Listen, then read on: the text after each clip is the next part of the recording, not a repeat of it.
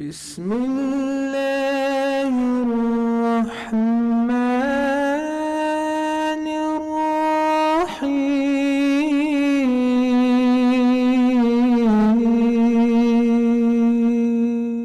जो मसाजिद हैं, ऑर्गेनाइजेशंस हैं या फिर जो भी इंस्टीट्यूशंस हैं, उनके आसपास का ख्याल रखें आप, यानी कि जो भी नेबर्स हैं रैपो बनाएं उनसे। और दूसरी बात ये है कि पुलिस डिपार्टमेंट से रैपो रखें, लोकल लीडर्स के साथ रैपो रखें, ताकि जो है ऑर्गेनाइजेशन को भी बेनिफिट हो, on the longer run community भी उसमें बेनिफिट होता है। वी यूजुअली सी दैट वो रैपो नहीं रहता जिम्मेदारों से। You have to go approach, for example one activity from organisation, what we usually do is, जो भी पुलिस कमिश्नर अपॉइंट होते हैं बैंगलोर के लिए, वी गो मीट देम, उनको बुके दें, गिफ्ट दें, tell them that we are from the Muslim community. In fact there is a forum वहाँ जहाँ पर जो है हर मकतबे फ़िक्र के ज़िम्मेदार जमते हैं, and collectively we go approach and tell them that we are from the Muslim community. आपको जो भी इश्यूज़ है, कुछ बोलना चाहिए या फिर एड्रेस करना चाहिए, you can reach out to us. Similarly at the organisational level आपके लोकल ACPs हो सकते हैं, DCPs हो सकते हैं, सर्कल इंस्पेक्टर है, तो उनसे रब्ता रखना बहुत इंपॉर्टेंट है, and that is the thing today, you have to do it. Calendar planning के जैसे बताए, सोशल एक्टिविटीज़ करें, जैसे आपके दीनी एक्टिविटीज़ होते हैं, दुरूस होते हैं, फजर बाद के, इशा बाद के, या फिर प्रोग्राम्स तय करते हैं। अगर सोशल एक्टिविटीज़ भी करेंगे तो इसमें क्या होता है, दूसरी कम्युनिटी से भी आपका राब्ता हो सकता है, और it will become easier for you to work together, because we live in a country where there are different religions, different types of people whom we deal with, so it is important that हम उनके साथ भी राब्ता रखें। एक instance में बताता चलूँ, जो बुक में प्रिंट होकर है, जो गुजरात रायट्स हुए थे, उस पर जो है जहाँ पर रायट्स हुए उसी के थोड़े आगे एक जगह थी, स्लम था, वहाँ पे मुसलमान ही थे वो, या फिर नॉन मुस्लिम थे, I don't really remember, you can check this, it's there in the book, it's printed. In fact जो बुक ये की गई, शाया की गई, उसमें पूरा जो आया है उसमें यह है कि वहाँ पर जो उसी जगह पर नज़दीक में पार्टीज़ होते थे, जो मुसलमान लोग हैं वहाँ पर, गुजराती जो हाउ दे पार्टी, उनके पास अच्छा खाना रहता था। खाना होने के बाद, यानी कि पार्टी होने के बाद जो खाना बच जाता था उसको वो डस्टबिन में डालते थे वहीं नज़दीक में, ना कि वहाँ पे वो स्लम में डिस्ट्रीब्यूट करते थे। जब ये रायट्स का मसला आया, they did not help these people. जब मसला हुआ, जब ये सब दंगे हुए, तब जो है वो लोग उनको हेल्प नहीं किया, रादर उनके साथ मिलकर इन लोगों को मारा। बाकायदा ये पॉइंट लिखा गया है, विच मीन्स दैट जो कम्युनिकेशन उनके साथ रहना, जो जिम्मेदारी अदा करना है, वो नहीं हुआ, due to which it added more fuel to the fire. So इससे ये पता चलता है कि जो तालमेल रहना चाहिए, जो तालमेल होना चाहिए, वो आइडियली नहीं रहता। So that is a very big gap that we have to bridge, be it non-Muslims or other communities. It is our responsibility that we reach out to them. One other point that I want to make here is, during the CA and NRC, we had other communities also joining us. In fact, at that time, what we heard from the elders, जो दाढ़ियाँ जिसके सफ़ेद हो गई हैं, बड़े उम्र के हैं, वो क्या बोल रहे हैं कि जब वो बचपन में थे उनको ये बताया गया था, इनसे नहीं बात करना, उनसे नहीं बात करना, अलग रहो। उसका नतीजा आज भुगत रहे हैं। एनीथिंग जो भी आपको ये दिखाई देगा ना, anything bad effect happens later, it doesn't happen immediately. उस वक्त जो वो स्कूल में थे उनसे बताया गया था कि इनसे नहीं बात करना, स्पेशली नॉन मुस्लिम से इंटरेक्ट नहीं करना। उसका नतीजा आज देख रहे हैं, there is no interaction with the non Muslims, due to which CA NRC जैसे मसले हमारे पास आ रहे हैं। सो अगर वो इंटरेक्शन रहता, कम्युनिटी लेवल के लीडर्स हो, नेशनल लेवल के लीडर्स हो, या स्टेट लेवल के लीडर्स हो, अगर वो इंटरेक्ट करें दूसरे कम्युनिटी से, they will know what Islam is, they will know what Muslims are, and these kind of issues can be stopped at that level itself. It will not drop down to the grassroots level. So these are the few points that I want to add before we finish. Before we have auditor speaking here, we have 2 felicitations that has to be done. मैं शफीक भाई से गुजारिश करता हूँ कि आगे आए, जो चार मीनार मस्जिद के सेक्रेटरी हैं, वो आगे आए। शफीक भाई, P शफीक अहमद साहब, Jazakallahu khairan. He's the one man who's been working hard right from, I think, his 60s and 70s now. Mashallah, he is very active, coordinating with others. सबको लेकर चलते हैं, तो we thought we need to felicitate him. Request Sheikh Yasir Jabri Hafizullah to do the honors.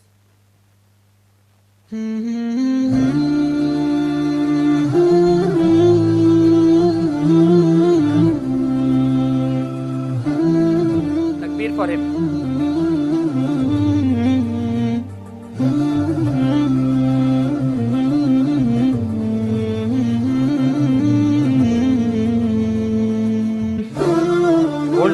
Lot of experience. ये जो भी देते हैं वन लाइनर्स में हमें एडवाइस करते हैं. That one line is like a book, so that is the reason why he is here on stage.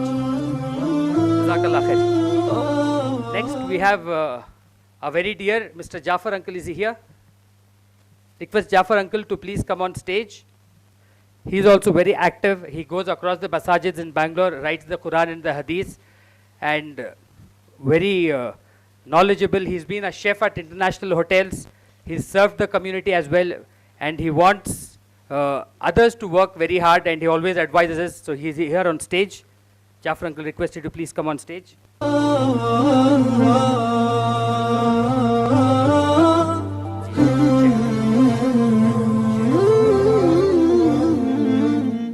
Tariq से गुजारिश करता हूँ कि वो आगे आए.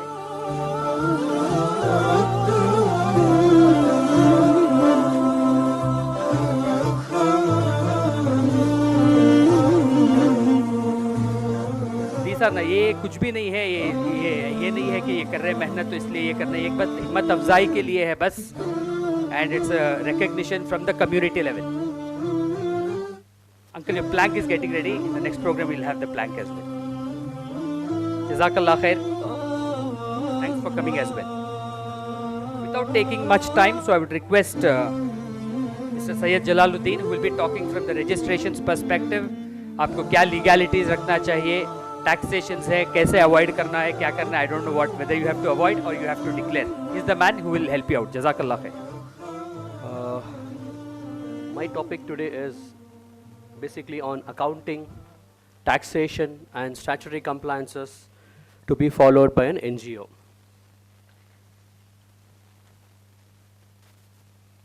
What we are going to learn today, the first thing is registration and regulatory compliances of an NGO. Then we have income tax exemption for trust and societies, income tax exemption for the donors, audit requirements, utilization of funds, FCRA, GST for Section 8 company, and then we have annual reporting, compliances with the local laws, donor reporting, AGMs, documentation and record keeping. We'll have conclusion and question answer sessions, inshallah. The first thing is, in India, we have two structures. The first structure is for the commercial establishments. When I say commercial establishment, I mean the objective of establishing the organization is, the motive is profit, such as we have proprietorship concern, partnership, limited liability partnership, private limited companies, public limited companies. Now today we are talking about NGOs, that is non-profit organization.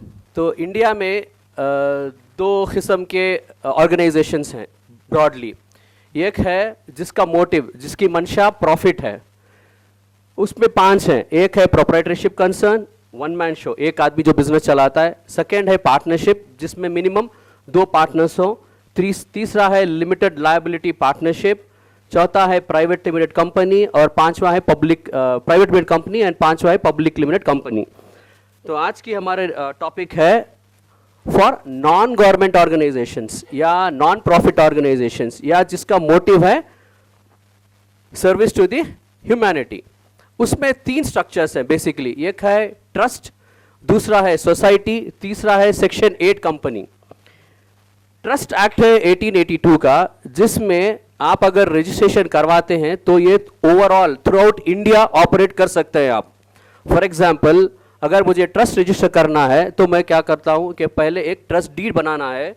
Trust deed बनाने के बाद जो आपकी office है उसका local जो jurisdiction है, for example अगर शिवाजी नगर है तो यहाँ पर फ्रेजर टाउन में जो सब रजिस्टर ऑफिस है वहाँ पर जाना होगा. वहाँ पर जाकर सब रजिस्टर ऑफिस में पहले हमारी ट्रस्ट डीड को रजिस्टर करना होगा. जैसे प्रॉपर्टी रजिस्ट्रेशन में फ़ोटो वगैरह और आपका बायोमेट्रिक लिया जाता है, उसी तरीके से एक ट्रस्ट आपका रजिस्टर हो जाता है. और इसमें beneficiary could be anyone in from India, Kashmir से कन्याकुमारी तक जो भी आपके पास आए, जो आपके जो ऑब्जेक्टिव्स हैं ट्रस्ट में. कोई ट्रस्ट में लिखेगा कि हमारा ऑब्जेक्टिव ओनली एजुकेशन या हेल्थ केयर या वुमेन एम्पावरमेंट, जो भी आपका ऑब्जेक्टिव है ट्रस्ट का, उसके मुताबिक अगर कोई भी आपके पास एक एप्लीकेशन लेकर आता है ज़रूरत के मुताबिक, तो आपको उसकी ज़रूरत पूरी कर सकते हैं थ्रू आउट इंडिया. और दूसरा है सोसाइटी। सोसाइटी एक्ट है 1960 का, जिसमें क्या होता है, ये स्टेट लेवल है। फॉर एग्जांपल सोसाइटी जनरली, मैं आपको एग्जांपल समझाता हूँ। फॉर एग्जांपल एक अपार्टमेंट है जिसमें एक मान के चलिए 20 फ्लैट्स हैं। ये जो अपार्टमेंट है ये इसका एक एसोसिएशन, सोसाइटी का एक रजिस्ट्रेशन होता है, वेलफेयर सोसाइटी एसोसिएशन। तो इस रजिस्ट्रेशन में क्या होता है कि बेनिफिशियरीज इसमें जो हैं वो dwellers of the flat. For example 20 flats में 10 ओन जो सेल्फ ऑक्यूपाइड होंगे, मतलब जिनका फ्लैट है वो खुद मौजूद हैं, या 10 ये हैं जो जिन्होंने लेट आउट किया है, रेंट पे दिया है। तो जो 20 अहबाब, जो 20 यूनिट्स हैं, जो 20 फ्लैट्स हैं, ये इनके बेनिफिशियरीज हैं। बेनिफिशियरीज का मतलब क्या होता है कि एक अपार्टमेंट में मान के चलिए जिम है, स्विमिंग पूल है, जो भी अम्यूनिटीज़ है, ये सिर्फ अपार्टमेंट के जो ड्वेलर्स हैं, अपार्टमेंट में जो रहते हैं, वो उसका फ़ायदा उठा सकते हैं। दूसरी अपार्टमेंट या दूसरे कोई लोग उसका फ़ायदा नहीं उठा सकते। तो सोसाइटी क्या होता है, वो पर्टिकुलर ऑडियंस है, पर्टिकुलर कम्युनिटी के लिए रहता है। थोड़े स्कूल्स भी सोसाइटी में रजिस्टर होते हैं। तीसरा है सेक्शन 8 कंपनी। सेक्शन 8 कंपनी का मतलब क्या है, अब जैसे मैं आपको बता रहा था स्टार्टिंग में, हमारे पास जो कमर्शियल एस्टैब्लिशमेंट में प्रोप्राइटरशिप, पार्टनरशिप, जो मैं आपको 5 किस्म बताया, इसमें आप जीएसटी ले सकते हैं और आप टैक्स कलेक्ट कर सकते हैं, डिपार्टमेंट को टैक्स पे कर सकते हैं। मगर ये सोसाइटी और ट्रस्ट में टैक्स नहीं आता, जीएसटी नहीं आता स्पेशली। तो सेक्शन 8 कंपनी का बनाने का रीज़न क्या था एक्ट का, कि बहुत सारे ऐसे इदारे हैं जिनका मोटिव क्या है, वो क्या करते हैं, जैसे स्मॉल स्केल इंडस्ट्री होता है या कॉटेज इंडस्ट्री जो होता है, 20 औरतें आई, वीविंग कर रही, कुछ कपड़े सिल रही हैं, जो भी सिल रही हैं, ये बनाकर ये मार्केट में सेल करना चाहते हैं। इसमें जो कमेटी मेंबर्स हैं, इनकी मंशा, इनका ऑब्जेक्टिव प्रॉफिट नहीं है, ऑर्गेनाइजेशन का प्रॉफिट नहीं है, बट जो लेडीज़ या जो तबका इसमें जुड़ा हुआ है, मान के चलिए 20 इसमें लेडीज़ हैं, तो वो 20 लेडीज जो बनाकर सेल कर रहे हैं कपड़े, उनका प्रॉफिट, उनका मोटिव है प्रॉफिट। होप मैं समझा सक रहा हूं। तो इसमें क्या होता है, सेक्शन 8 कंपनी की इसको इजाजत मिलती है कि वो अपना जीएसटी रजिस्ट्रेशन करवाए। ये इसलिए कि जब कंपनी कोई रजिस्ट्रेशन करवाती है, जो भी रॉ मटेरियल परचेज किया जाता है, उसमें आपको इनपुट ऑफ जीएसटी मिलता है। और उसी तरीके से अगर ये कपड़े आप अगर बिग बाजार में या कहीं मार्केट में सेल करना चाह रहे हैं, तो सामने वाला आपके पास बिल पूछेगा। तो इसके लिए सेक्शन 8 कंपनी में ये प्रोविजन किया गया है कि आप जीएसटी ले सकते हैं। तो इसके अलावा अभी है ट्रस्ट फॉर्मेशन। ट्रस्ट रजिस्ट्रेशन में क्या क्या चीज़ें आती हैं? पहला है ट्रस्ट डीड, सेकेंड है ट्रस्ट रजिस्ट्रेशन, तीसरा है ट्रस्ट का पैन कार्ड अप्लाई करना होगा, ट्रस्ट का करंट अकाउंट ओपन करना होगा, ट्रस्ट का रबर स्टैम्प्स बनाने होंगे आपको, फिर आता है नीति आयोग या उसे एनजीओ दर्पण भी कहते हैं, और है next registration under 12A of income tax act 1961, then recognition under ATG of income tax act 1961, then होता है CSR registration, LEI registration, FCRA registration. तो मैं जैसे आपको बताया, पहले आपको ट्रस्ट डीड बनानी होगी। ट्रस्ट डीड बनाने के बाद लोकल जो ऑफिस है आपकी, ऑफिस के जो लोकल जो सब रजिस्टर ऑफिस है, वहाँ पर जाकर आपका रजिस्ट्रेशन, ट्रस्ट का रजिस्ट्रेशन करवाना होगा। उसके बाद ट्रस्ट का पैन कार्ड बनाना होगा। जैसे हमारा इंडिविजुअल पैन कार्ड है, ट्रस्ट का भी पैन कार्ड आता है। उसमें पैन कार्ड में जो 4th कैरेक्टर होगा वो T रहेगा। हमारे इंडिविजुअल कार्ड्स अगर आप पैन कार्ड्स देखें तो हमारे इंडिविजुअल पैन कार्ड्स में 4th कैरेक्टर P है, मतलब पर्सन। कंपनीज के लिए C आता है, कंपनीज, और पार्टनरशिप फर्म के लिए F आता है। तो पैन कार्ड बनाना होगा। उसके बाद एक करंट अकाउंट ओपन करना पड़ेगा। यहाँ पर मिस नीलम आई हुई हैं येस बैंक से, अगर किसी को ज़रूरत है तो इंशाल्लाह वो आपको सपोर्ट करेंगे। 0 बैलेंस अकाउंट ओपन होगा आपका। उसके बाद रबर स्टैम्प्स। नेक्स्ट है नीति आयोग एनजीओ दर्पण। ये एनजीओ दर्पण 2014 में आया। इसका मेन मकसद ये था कि जो ट्रस्ट रजिस्टर होते हैं ये स्टेट लेवल में होते हैं, आपका जो लोकल जुरिस्डिक्शन हुआ, डिस्ट्रिक्ट, स्टेट लेवल, बट ये सेंट्रल में रजिस्ट्रेशन नहीं होता था पहले। तो सेंट्रल डिपार्टमेंट में इसको रजिस्ट्रेशन करने के लिए एक आपको यूनिक सीरियल आईडी मिलेगा, जो है नीति आयोग का रजिस्ट्रेशन नंबर। इसके बगैर अभी फिलहाल क्या है कि इसके बगैर आप अकाउंट ओपन नहीं कर सकते अगर आपके पास नीति आयोग नहीं है तो ट्रस्ट के लिए। देन है रजिस्ट्रेशन अंडर 12A, ये इनकम टैक्स से लेना पड़ेगा आपको, फॉरन रजिस्ट्रेशन इनकम ट्रस्ट रजिस्ट्रेशन के फौरी बाद आपको लेना पड़ेगा। इस 12A में क्या होता है कि आपका जो टोटल रिसिप्ट्स थ्रू डोनेशंस या स्कूल फीस या जो भी है, ये up to 1 crore total donations of receipts up to 1 crore एक साल में आपको एग्जम्प्ट रहेगा इनकम टैक्स से। अगर आप 1 करोड़ के ऊपर आपका टर्नओवर टोटल ग्रॉस रिसिप्ट जाता है, जो हमारी ज़बान में टर्नओवर है बिजनेस की ज़बान में, तब आपको टैक्स पे करना पड़ेगा, जब तक आपको टैक्स फ्री है। जनरली एक मिथ है कि ट्रस्ट को टैक्स नहीं आता, ट्रस्ट को टैक्स नहीं आता, बट सब्जेक्ट टू आपके पास 12A होना ज़रूरी है। नेक्स्ट है recognition under ATG of income tax act. इसमें क्या होता है कि जो डोनर, अब जैसे 12A में ट्रस्ट को एग्जम्पशन है टैक्स का, उसी तरीके से डोनर जो है, जो डोनेट करता है, उसको भी 50% ऑफ द डोनेशन, मान के चलिए मेरी टोटल इनकम, साल की इनकम 10 लाख है, तो मैं 10% मेरे 10 लाख का डोनेट कर सकता हूं, ओनली 10%।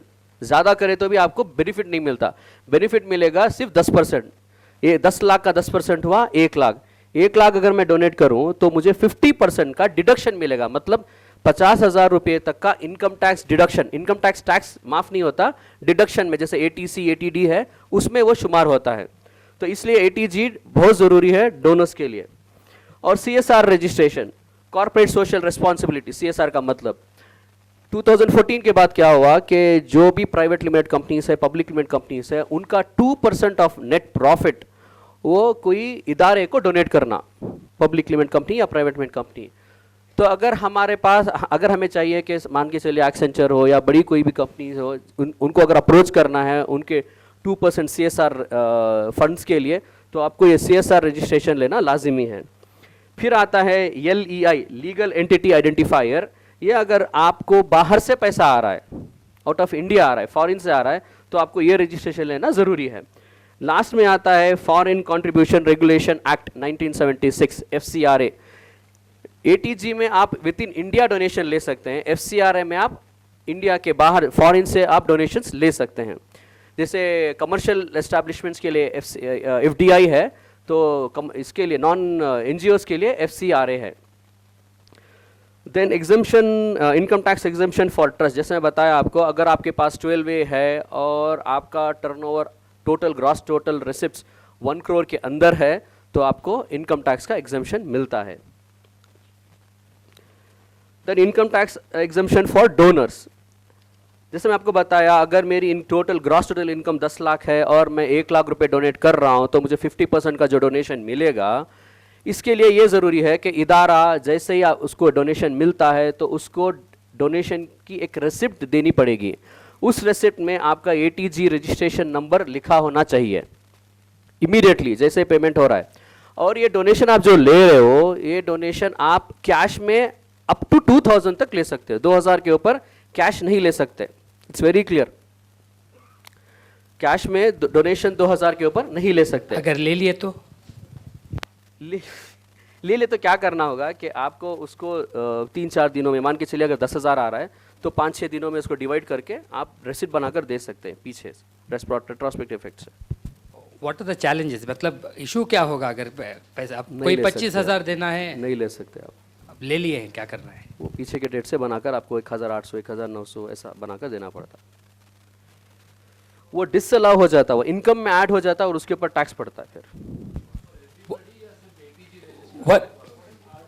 फिर ATG 12A जिसके पास है उसको तो ये मैंडेटरी फॉलो करना पड़ता है, और जिसके पास नहीं भी है, अगर वो इनकम टैक्स फाइल कर रहा है तो ये ऑडिट में आ जाता है।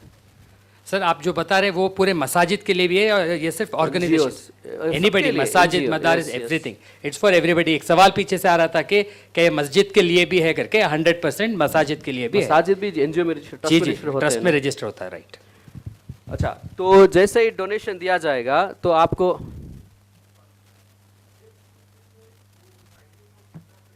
मैं आ रहा हूँ उस पर, है वो इम्पोर्टेंट सवाल रहता है वो, ठीक है।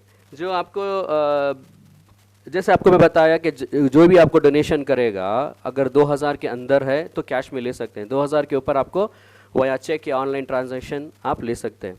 उसमें क्या होगा कि आपको उसका आधार नंबर या पैन कार्ड लेना ज़रूरी है।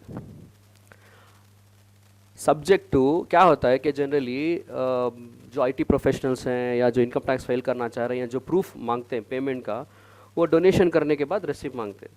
ये इसलिए क्योंकि अप्रैल के महीने में, मई के महीने में क्या होता है, फिनेंशियल ईयर ख़त्म होने के बाद आपको एक फॉर्म 10B देना पड़ेगा डोनर्स को।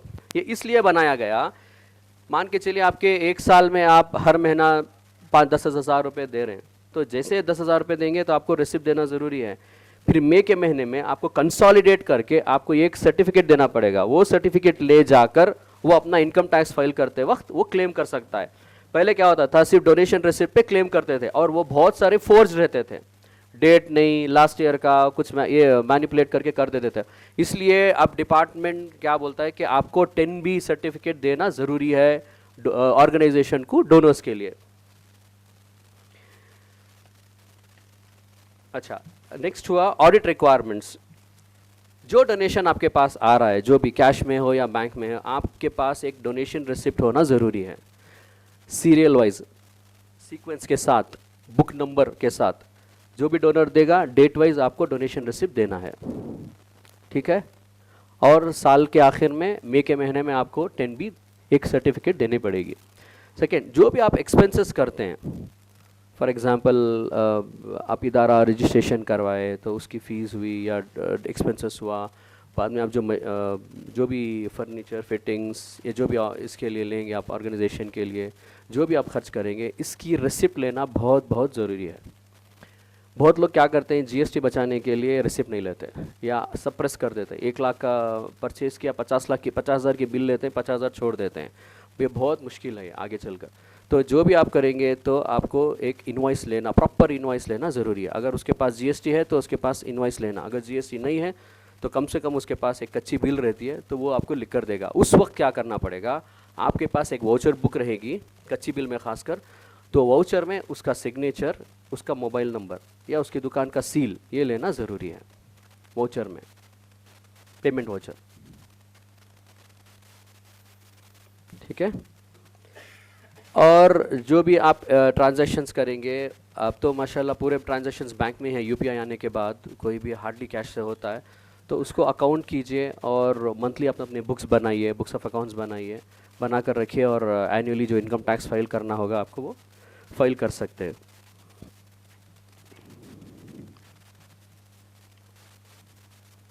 ठीक है, utilisation of funds. Funds donation, जैसे शेख साहब बता रहे थे, जो डोनेशन आपके पास आ रहा है, जिस मकसद के लिए आ रहा है, उसके लिए ही आपको यूज़ करना है। वो बहुत बार क्या होता है कि आपके पास एक मेन प्राइमरी एक अकाउंट रहता है जिसमें जनरल डोनेशंस आते हैं और आप जनरल उस पर काम कर सकते हैं। कभी कभार आपको एक ज़कात आता है, सिर्फ ज़कात। अब ज़कात आप जनरल एक्सपेंसेस, जनरल बेनिफिशरीज़ को नहीं दे सकते, तो उसके लिए आप मल्टीपल अकाउंट्स ओपन कर सकते हैं। ये एक मिथ है कि आप मल्टीपल अकाउंट्स नहीं ओपन कर सकते, आप ओपन कर सकते हैं। प्राइमरी अकाउंट आपका आईसीआईसी में है तो एचडीएफसी में ज़कात के लिए ओपन कर लीजिए, उसमें ज़कात का पैसा आएगा, ज़कात मुस्तक के लिए आप वो पेमेंट इशू जो फंड्स है यूज़ कर सकते हैं। नेक्स्ट है FCRA। FCRA आपको रजिस्ट्रेशन लेना पड़ेगा after 3 years from the Inception of the trust. Registration, trust के रजिस्ट्रेशन के बाद 3 साल बाद आप अप्लाई कर सकते हैं, आप एलिजिबल हो जाते हैं उसके लिए। उसमें 3 वेरिफिकेशन होंगे। पहला डिपार्टमेंट से होगा, फिर एक लोकल कांस्टेबल की तरफ से, पुलिस डिपार्टमेंट से एक वेरिफिकेशन होता है, और तीसरा CCB से। इसमें ये देखकर चलना होगा कि जो ट्रस्टीज़ हैं ट्रस्ट में, उनके नाम पर कोई भी क्रिमिनल, इवन सिविल केस भी नहीं रहना, चेक बाउंस का केस भी नहीं रहना।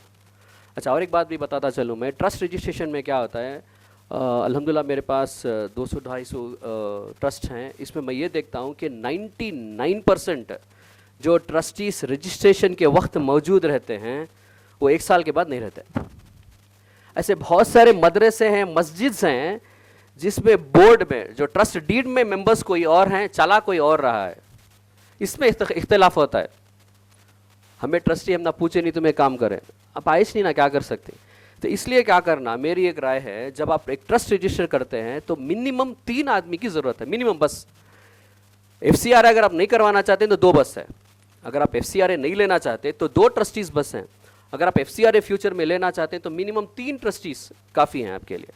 और जो दूसरे अहबाब हैं ना, उनको आप क्या कर सकती हैं, वर्किंग कमेटी में डालिए लिस्ट। रजिस्ट्रेशन के वक्त सिर्फ 3 अहबाब काफ़ी हैं, जाओ रजिस्ट्रेशन ख़त्म कर लीजिए, आने के बाद आप एक रेजोल्यूशन पास कीजिए, 21, 50, 100, 200 आप जितने हो डाल सकते हैं।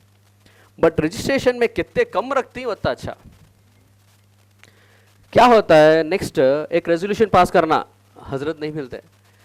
इनकम टैक्स में कुछ साइन करना, इनकम टैक्स में क्या होता है कि ये उसमें जो रिप्रेजेंटेटिव है उसका पैन नंबर, पैन डिटेल्स जानना होता है, उसे OTP आता है।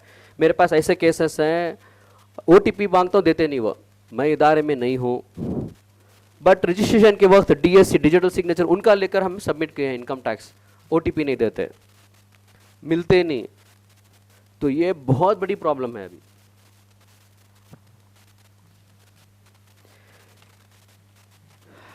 अच्छा, तो ATG में एक पॉइंट बोलना भूल गया मैं। अगर आप ATG रिकॉग्निशन ले रहे हैं तो इसमें आपको मिनिमम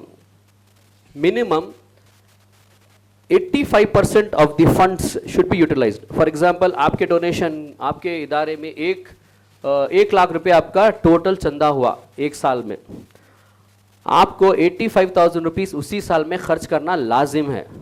अगर आप 80% भी यूज़ करें, मतलब 80,000 यूज़ करें, 20,000 यूज़ नहीं करें, तो पूरे 1 लाख के ऊपर इनकम टैक्स है। तो इसलिए फरवरी के महीने में, हमारा फाइनेंशियल ईयर है अप्रैल से मार्च, तो फरवरी के महीने में अकाउंट्स देखना, अगर हमारे पास फंड ज़्यादा है तो इमीडिएटली उसको डिसबर्स कर देना, यूटिलाइजेशन करना। 85% यूटिलाइज होना लाजिम है। और एक क्या है, ये जो कोविड आने से पहले बहुत स्ट्रिक्ट थे ATG में, खासकर ATG में अगर आपके पास ATG है तो आप 70% of the beneficiary should be from the, आपकी जो कमेटी है वो कमेटी में जो, फॉर एग्जांपल हमारे पास एक कमेटी है जिसमें 5 मेंबर्स हैं, 5 मेंबर्स पूरे मुस्लिम हैं, तो 70% आप मुस्लिम कम्युनिटी को सर्व कर सकते हैं, बेनिफिशरीज बना सकते हैं। 30% जो है ये नॉन मुस्लिम्स होना लाजिम है। फॉर एग्जांपल, अब एक मस्जिद है, अब मस्जिदों में प्रॉब्लम क्या होता है कि यहाँ पे 100% बेनिफिशरीज हैं, मुस्लिम्स हैं, नमाज को जाना, उसमें जो भी अखराजात होते हैं वो पूरे मस्जिद के ऊपर होता है, नॉन मुस्लिम नहीं आता।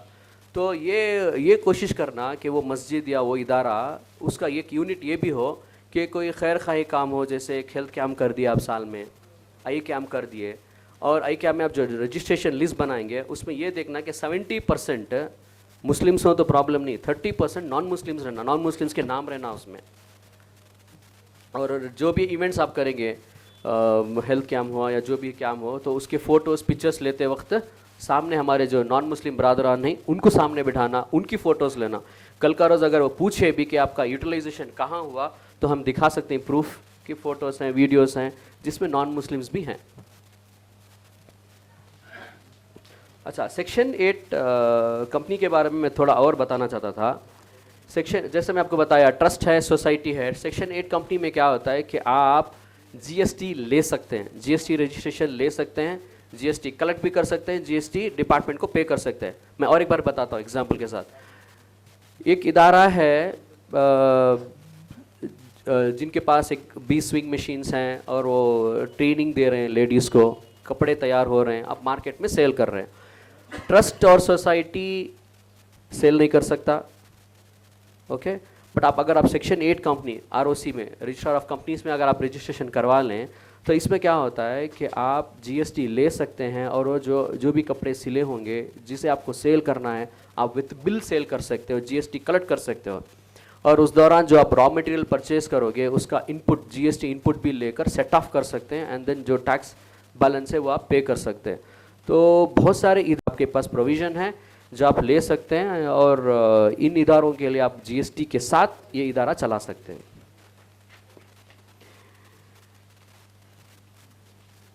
नेक्स्ट हुआ एनुअल रिपोर्टिंग। हर इदारे को हर इदारा फिनेंशियल ईयर ख़त्म होने के बाद अपने अकाउंट्स बनाएगा, बनाने के बाद पहले उसको ऑडिट करवाएगा, ऑडिट के बाद रिटर्न्स फाइल करना ज़रूरी है। अगर आप नहीं फाइल करेंगे तो उसके पास भी ह्यूज पेनल्टीज़ हैं। अभी क्या होता है कि वो रिटर्न डेट देखते रहते हैं, जैसे आपका फाइलिंग डेट ख़त्म होता है, बाद में आपको मैसेजेस आना शुरू हो जाते हैं। क्यों? बिकॉज आपके कैश ट्रांजैक्शंस ज़्यादा हैं, डिपॉजिट ज़्यादा हैं, कैश डिपॉजिट ज़्यादा है। और कैश डिपॉजिट से ये भी है कि आप जब कलेक्शन करेंगे, जैसे जुमा का कलेक्शन हुआ या जो भी कलेक्शन हुआ, तो जुमा के कलेक्शन में ये है कि आप लिख सकते हैं हुंडी कलेक्शन। हुंडी कलेक्शन फॉर एग्जांपल, अगर इस फ्राइडे हमारा कलेक्शन हुआ 2 लाख, कैश डिपॉजिट आप 2 लाख के ऊपर एक दिन में नहीं कर सकते। ये ट्रस्ट के लिए भी है और इंडिविजुअल्स के लिए भी है। बहुत सारे लोगों को नोटिस आ रहे हैं कि वो क्या करते हैं, जनरली 2 लाख के ऊपर कैश डिपॉजिट या विड्रॉ करते हैं। जैसे आप करेंगे तो 100% पेनल्टी है उसके ऊपर। अभी वो स्ट्रिक्ट नहीं हुआ, बट जो बड़े बड़े ट्रांजैक्शन हैं उनको मैसेजेस आना शुरू हो गए हैं वो। तो आप ये देखिए कि अगर आपके पास कैश कलेक्ट होता है 2 लाख, एक दिन में डिपॉजिट नहीं करना, आप उसके टुकड़े टुकड़े कर सकते हैं। जैसे एक दिन 50,000, फिर दूसरे दिन 1 लाख, ऐसा स्प्लिट करके आप डाल सकते हैं। एक साथ 2 लाख रुपए डिपॉजिट भी नहीं करना, विड्रॉल भी नहीं करना। अच्छा, और एक प्रॉब्लम क्या होता है, मान के चलिए आप मदरसा है, उसका कुछ रिपेयरिंग का काम हुआ, इलेक्ट्रिकल का काम हुआ या सिविल वर्क हुआ, अब उसे पेमेंट करना, लेबरर को पेमेंट करना, क्या करते हैं, हमें सेल्फ लिख कर दे डालते हैं। ये इंडिविजुअल के लिए भी और ऑर्गेनाइजेशंस के लिए भी। सेल्फ में क्या होता है, वो कैश हमारे ऊपर आ जाता है। इसलिए आप क्या कर सकते हैं कि जो लेबरर्स हैं उनके नाम से ओपन चेक, उसका नाम सैयद जलालुद्दीन लिख कर दे दिए, वो जाएगा आपकी ब्रांच में जाएगा, साइन करेगा, पीछे अपना आईडी कार्ड दिखाएगा, विड्रॉ करके कैश आ सकता है। वो बेहतर है। आप सेल्फ नहीं लिखना कभी भी। सेल्फ में क्या होता है, आपके ऊपर जिम्मेदारी हो जाती है वो। और आप जब नाम लिख कर देते हैं, क्रॉस नहीं करेंगे। अगर अकाउंट है तो आप अकाउंट बेरर क्रॉस करके चेक दे दीजिए, वो अपने अकाउंट में डालेगा, क्लियर हो जाएगा। बट जिसके पास अकाउंट नहीं है बट उसके पास आधार तो है, आधार के बगैर तो नहीं है वो, तो उसके लिए आप उसका नाम लिखकर पीछे साइन करके दे दीजिए, वो जाएगा अपना कैश विड्रॉ कर लेगा, उसके साथ एक वाउचर पेमेंट देने का reason, narration. When I say commercial establishment, I mean the objective of establishing the organization is, the motive is profit, such as we have proprietorship concern, partnership, limited liability partnership, private limited companies. जब हम collection करते हैं मस्जिदों में banners लगाकर, यहाँ हमारी मस्जिद यहाँ है, मान के चलिए फेस्ट हॉल में या खादरिया में हमारा कुछ चंदा हो रहा है, तो मस्जिद का चंदा चादर पकड़ते हैं, मस्जिद का चंदा होता है, सही बात है। बट बहुत सारे इदारे क्या करते हैं, अपने बैनर में अकाउंट नंबर लिख देते हैं। सबसे बड़ी गलती है वो। आपको मालूम नहीं कहां से पैसा आ रहा है, कौन डाल रहा है। एक इंस्टेंस हुआ था, एक अकाउंट में 50 लाख आए और वापस चले गए इमीडिएटली, सेम डे। अब डिपार्टमेंट को समझाना मुश्किल हो गया कि 50 लाख डाला कौन एक दिन में। अभी भी प्रॉब्लम में है वो इदारा। अकाउंट नंबर कब देना, अब कोई आया आपके पास जो कैश देता है, उन्हें रसीद लेकर जाता है या कोई चेक दे रहा है, तो आप उससे बुलाओ, पर्सनली बुलाकर बात करो, उसके पहले मालूम करो कौन है क्या है, उसके बाद आप अमाउंट ले सकते हैं, उसके पास से चेक ले सकते हैं। ये बैंक अकाउंट जो पब्लिक करते हैं ना, ये सबसे बड़ी गलती है हमारे इदारों की। अब तक केस सॉल्व नहीं होगा। 50 लाख आए, 50 लाख विड्रॉ भी हो गए, अब डिपार्टमेंट को जवाब देना किसके पास से है, मालूम नहीं कौन है वो, बैंक के पास भी इंफॉर्मेशन नहीं है और बैंक दे रहा नहीं हो।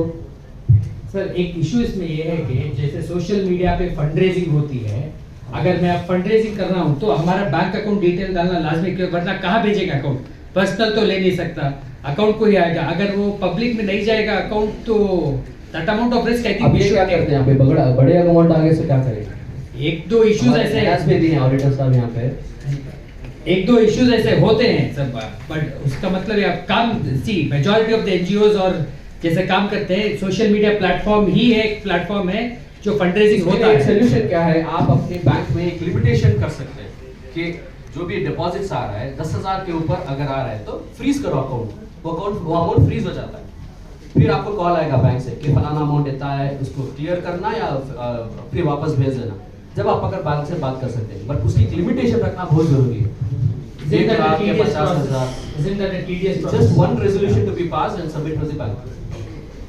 मैं आपको फिर रिपीट करता हूँ कि क्या होता है कि आप क्या कर सकते हैं, इसके लिए अपने बैंक में जाकर एक रिक्विजिशन लेटर दे सकते हैं, रेजोल्यूशन पास कर सकते हैं, पास करके रिक्विजिशन लेटर दे सकते हैं कि जो भी अमाउंट हमारे अकाउंट में चेक के अलावा ऑनलाइन ट्रांसफर अगर हो रहा है 10,000 या 50,000, जो भी आपकी लिमिट समझ में आती है, इसके ऊपर अगर आया तो उसे फ्रीज करो। वापस नहीं जाता वो, फ्रीज बैंक में रहता है वो। इमीडिएटली कॉल आता है आपको बैंक से कि फलाना अमाउंट आया, इसको क्या करना। तो आप पहले उसके बारे में इंक्वायरी कर सकते हैं। और उस दौरान क्या होता है कि जो आपको डोनर दिया है वो स्क्रीनशॉट तो भेजेगा, वो तो बताएगा कि ये पेमेंट मेरी तरफ से आया है।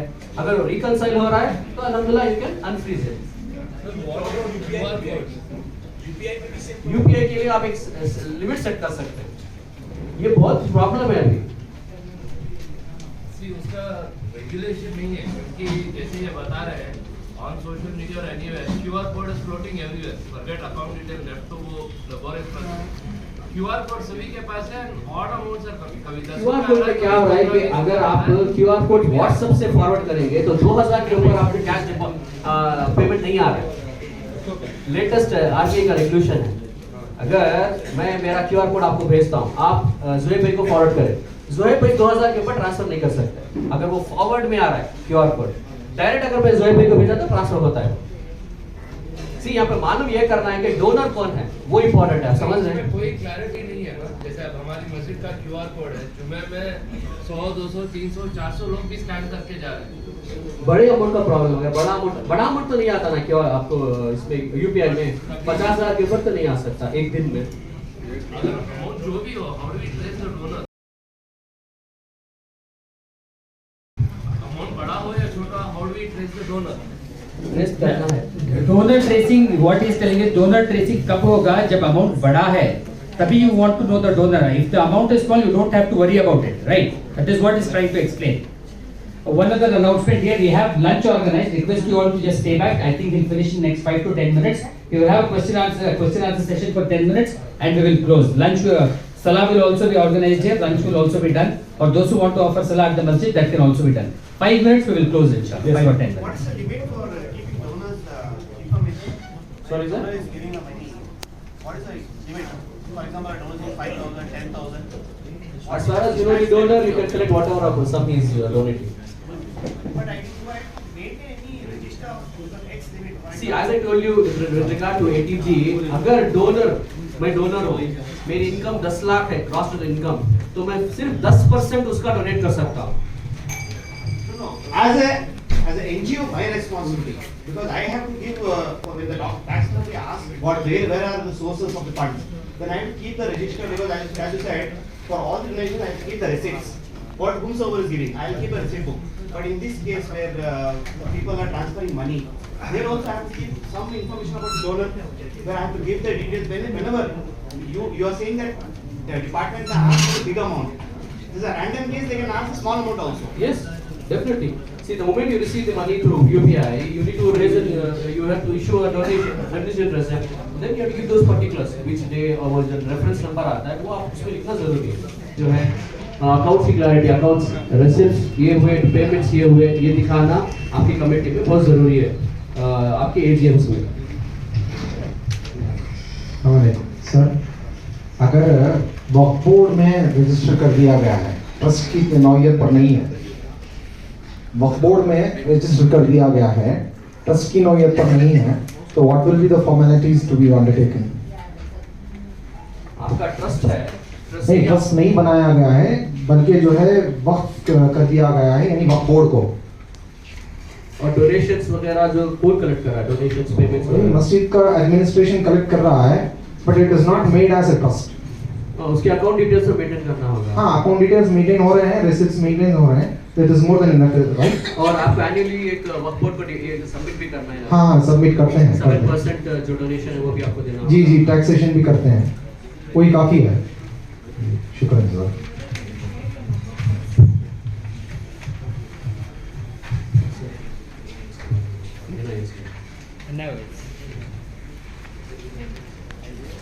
ठीक है, जज़ाकल्लाह, अस्सलाम वालेकुम। Jazakallah friend. Any other questions you can throw it across. So how should I do that? How should I go and deposit in the bank? When I asked her to send it to the account directly, she said no, I don't want it. I'm just giving you this money, utilize for the patients. So in that way, what See, can I do? in a single day you can raise donation receipts, okay? So, but the denomination of less than 2,000. So 1,800, 1,900. Not more than 2 lakhs in a day.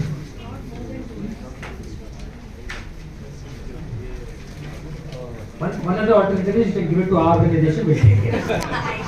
Just kidding. Yes, yes. उलमा से एक सवाल था हमारा। NGO या बैतुल-माल जो भी है, जनरली उसमें मिक्स्ड अमाउंट्स आते हैं कि कोई ज़कात भी दे रहा है, कोई फितरा दे रहा है, कोई रिबा का पैसा दे रहा है, कोई जनरल सदका भी दे रहा है। ये सब हम हमारे पोस्टर वगैरह पे लगाते हैं और मस्जिद में कलेक्शन के लिए चले जाते हैं।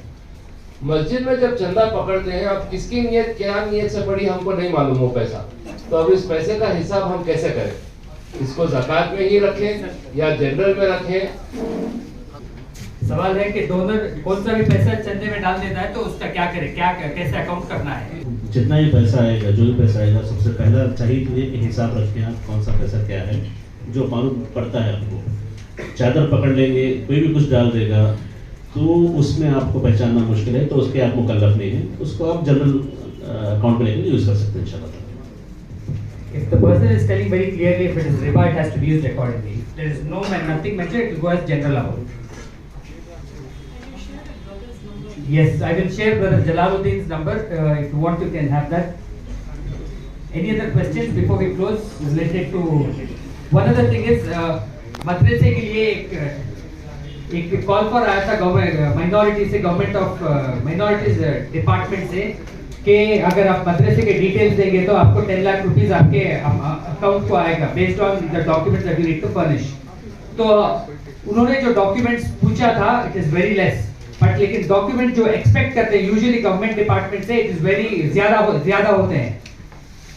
वो होते हैं सिर्फ एक गूगल फॉर्म दिया गया, उसको फिल करो कि कितने क्लासरूम्स है, डे का मदरसा है, रेसिडेंशियल मदरसा है, कितने स्टूडेंट्स का डेटा है, ये सिर्फ अपलोड करो करके बोल दिए, बस उतना ही। But in reality that is not the case. उसके लिए बड़ी एक फाइल बनानी पड़ी जिसमें जो है काफी डिटेल्स हार्ड कॉपी में पूछे, और इनफैक्ट ये भी नहीं लिखा उन्होंने कि 2 कॉपीज चाहिए करके।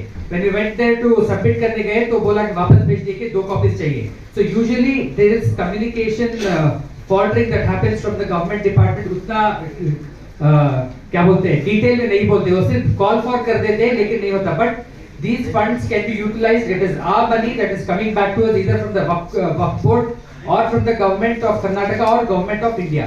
So here is a file that we have made practically. I'll send it across. आप देख सकते हैं इसमें क्या क्या डॉक्यूमेंट्स हैं, इसका चेकलिस्ट वगैरह बनाकर कैसे हमने किया। This requires a little effort, लेकिन अगर इस तरीके से अगर डॉक्यूमेंट अगर आप सेटराइट कर लेते हैं, anybody walks into your organisation, अगर आपके डॉक्यूमेंटेशन के बारे में पूछेंगे, this file is more than enough. It will have everything right from the trust deed, the mother deed to amended trust deed to the documentation. आपका FCRA है, आपके 12A है, एटीजी है, या फिर आपके कितने स्टाफ है, आपके पास कितने बच्चे पढ़ रहे हैं, उनका डिटेल्स क्या है, everything will be recorded. So it will help the organisation, be it the मस्जिद, एनजीओ और एनी इंस्टीट्यूशन। स्कूल्स के लिए it is separate, we have SATS students achievement tracking system, उसमें डेटा मिलता है, so it is not a problem. College is not a problem because it is recorded, we are in direct interaction with the government, so it is easier. When it comes to organizations like these NGOs and masajid, it is very difficult. Set rule nahi hai, there is no standard rule. Whatever they feel like, they will do it. So that is the reason you should have all the documents in place at one place. अगर ऐसी file में आ जाती है, I will share this, I will send it across. Have a look at it, how it has to be done. Maintain this and easier. एक बार अगर fund आ जाता है आपको, the next time it becomes easier. You don't have to do so much of circus again. So request you all, देखिए, this is the best opportunity, especially the government that is there now, they are cooperative. You can go submit, get things moving inshallah. So I think we will close. Any other questions, you can fill the feedback forms and you can give it across so that we can improve the way we are organizing the events. It will help us. Please don't tell me it is good mashallah. And I was, yes.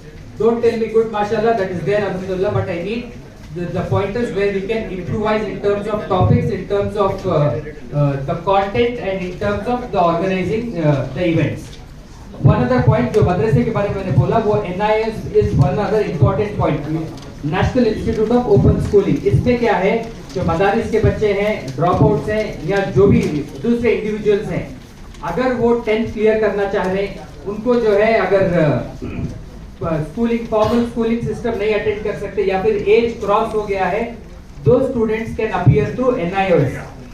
There is learning point foundation at here at Nagawara, there 30 यहाँ पर learning point foundation, there you can go, और you can contact us. We will get associated with NIOS.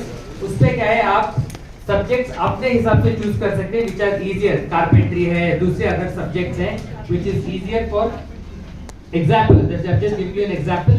So these subjects are easier और exam clear करने easy है, and that is a valid document.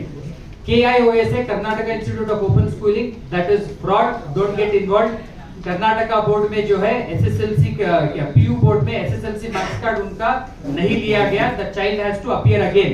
So जो भी institution चला रहे हैं, अगर KIOS का कोई भी डॉक्यूमेंट आ रहा है, point blank rejected, don't get involved in that, and it is a fraud. Already एक CCB की नोटिस आ गई है जो चला रहे थे, KIOS का एक इंस्टीट्यूशन है. NIS also has 2 branches. For further details, I will share you the Madam Sapar who's involved, and she is training the Hufas and getting them clear, helping them clear 10th standard and 12th standard. So एक degree करके हो जाती है. It is easier for them to move around in the world. So that is the intention behind it. So with this we will close, I guess. And any other questions? One last question or no questions? No questions. We will close. Firstly, I thank Allah Subhanahu wa Taala for giving us an opportunity to organize this kind of an event. And I thank the scholars who accepted the invite, being a part of the event. They came to us, they understood what are the ground realities. They spoke on the Jazakumullahu khairan. I thank Brother Jalaluddin as well. I'm sorry? Question for the ulama. Let me finish the vote of thanks, then you can have the question. So I thank Brother Jalaluddin as well, who is the auditor. आपके जो भी सवाल है, अल्हम्दुलिल्लाह he audits lot of organizations, especially NGOs, मसाजिद भी, तो उनसे आप राब्ता कर सकते हैं. येस बैंक वाले भी आए हैं. अगर आपको अकाउंट खुलवाना है, कुछ डिटेल्स है banking related, you can coordinate with the Yes Bank authorities who are at the rear. And I thank the audience, specially the जिम्मेदार. संडे में आप वक्त निकालकर हमारे दावत पर लब्बैक कहा. जज़ाकुमुल्लाहु खैरन. इवन द वीमेन, जज़ाकल्लाह खैर. The organisers, the volunteers, everybody who worked towards this event, right from making the poster till the execution, यहाँ तक जज़ाकुमुल्लाहु खैरन. May Allah accept and may Allah reward everybody who is involved in this. With this we will close. We have one question for the scholars, I guess. You can ask and do it.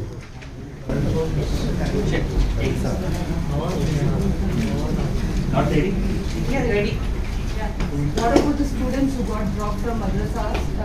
Can't it be taken a consideration from the masajids?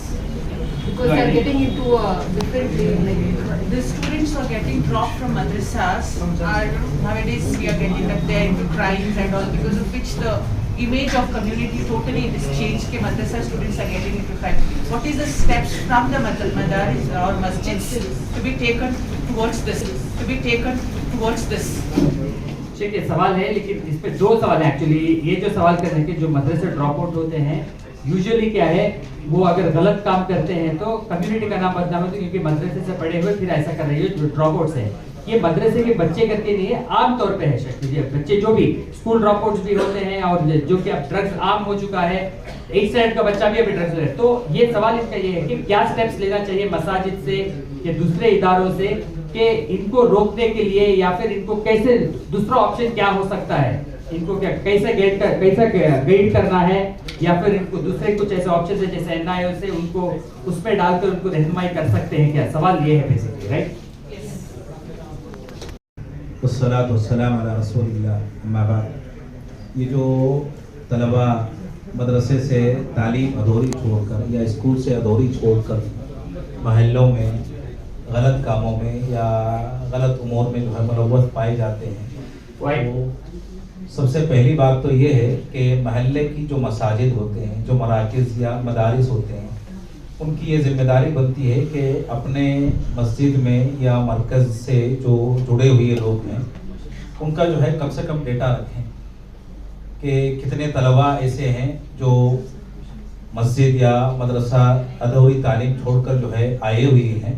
अगर हमारे पास जो है उनकी मालूमात collect रहेंगी तो ऐसी सूरत में आसानी हो सकती है असबाब मालूम करने के लिए कि किस सबब की वजह से वो मदरसे में तालीम छोड़े हैं, स्कूल की तालीम अधूरी छोड़ दी है. बसा औक़ात जो है माली मुश्किलात होती हैं और घर में कोई कमाने वाला नहीं होता है, इस वजह से जो है बसा औक़ात तालीम अधूरी छोड़कर काम के लिए आ जाते हैं. तो अगर इस किस्म की कोई मुश्किलात जो है पेश आती है तलबा के साथ, तो मराकिज़ और मसाजिद की जो है जिम्मेदारी बनती है कि ऐसे तलबा की निशानदही करके दोबारा उनको तालीम से जो है जोड़ दें. ये हमारी जिम्मेदारी है.